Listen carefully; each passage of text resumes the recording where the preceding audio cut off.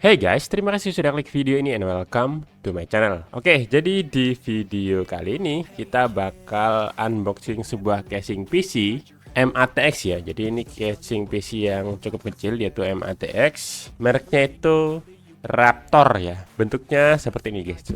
Nah, untuk lebih jelasnya nanti kita buka ya. Jadi ini baru aja aku beli dan harganya itu aku dapat di 256.000 ya. Ini tanpa fan casing, walaupun di sini ada include fan casing, tapi karena aku belinya tanpa fan casing harganya jadi 256.000. Kalau pakai fan casing itu jadi 280.000 guys.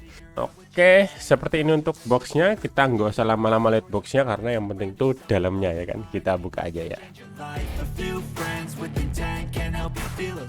Ngomong-ngomong ini sudah temper glass ya guys ya. Harganya 250.000, udah ada temper glassnya. Terus juga posisi power supply-nya juga di bawah, nggak kayak casing-casing murah yang PSU-nya ditaruh di atas gitu. Nah, seperti ini penampakannya guys. Tuh, udah temper glass, posisi power supply-nya sudah di bawah, ya kan? Aku buka aja dulu biar ini. Kalau buka temper glass-nya jangan lupa ditahani biar nggak tahu-tahu mak jedar gitu kan, repot nanti. Oke, lumayan kecil, taruh dulu di sini. Nah, seperti ini kalau dilihat, jadi dia support 1 2 3 4 5 6 7 fan casing. Jadi bisa pakai 7 fan casing, di depan 2, di bawah 2, di atas 2, di belakang 1.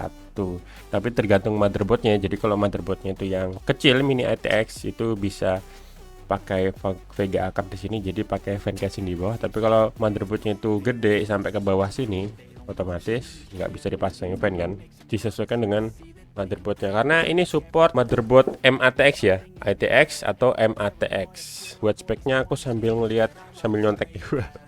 Front port USB-nya itu ada nih. Front port USB itu ada USB 3.0 1 biji, USB 2.0 2 biji. Kemudian ada port audio biasa. Terus untuk PCIe slotnya itu bisa pakai 4. Nah, ada 4 PCIe slot.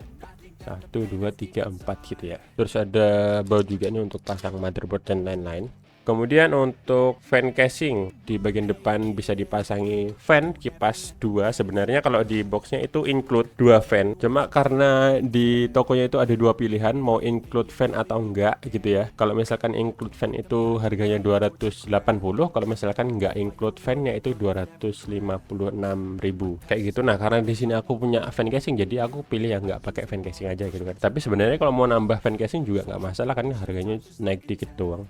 Terus untuk rear atau belakang itu bisa dipasangin 1 fan, kemudian di bagian top atau atas bisa pasangi 2 fan, di bawah juga sebenarnya bisa dipasangi 2 fan guys, tapi di boxnya nggak dilihatkan. Terus untuk CPU coolernya itu bisa dikasih CPU cooler tower maksimal dengan ketinggian 150 mili ya, atau 15 cm. Kalau tingginya itu 370, kemudian lebarnya 310, dan untuk ukuran dari sini ke sini itu 190 mili ya.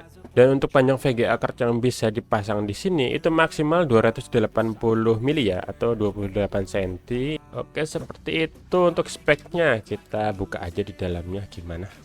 Oh, penasaran juga buat penempatan komponennya ya kan. Susah banget. Oh ya guys, jadi di bagian atas itu kalau misalkan pasang fan casing bisa dijadikan intake ya, karena ada dash filter. Tuh, ada filternya.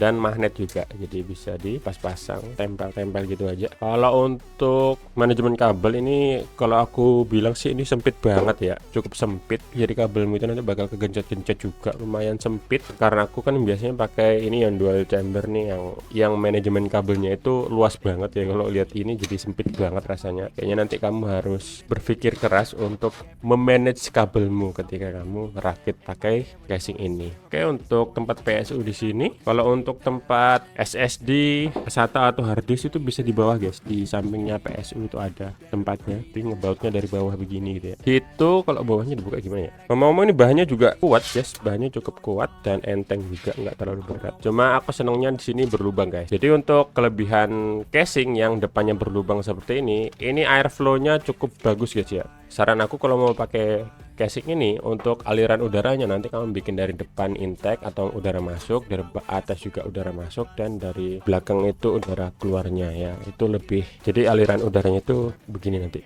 Set begitu. Dan untuk CPU cooler kalau bisa pakai yang tower guys. Jadi alirannya nanti ke belakang gitu. Biar alirannya lebih enak gitu ya. Di bagian bawah ada biasa ini nggak ada karetnya. Jadi kalau misalkan ditaruh di meja mungkin agak licin. Jadi seperti itu untuk casing Raptor PX11 guys. Harganya itu cuma 256.000 tanpa fan. Cuma itu PR-nya kalau misalkan pakai ini nanti manajemen kabelnya sempit guys. Jadi harus muter otak. Oke, nanti mungkin berikutnya aku bakal bikin rakitan PC pakai casing ini. Jadi kalian bisa tungguin aja di channel ini atau kalian bisa subscribe channel ini biar nanti ketika aku rakit PC pakai casing ini kalian bisa dapat notifikasinya, bisa nonton juga ya kan. Terima kasih sudah nonton video ini sampai habis. Semoga bermanfaat untuk kalian ya. Sampai jumpa di videoku yang lainnya.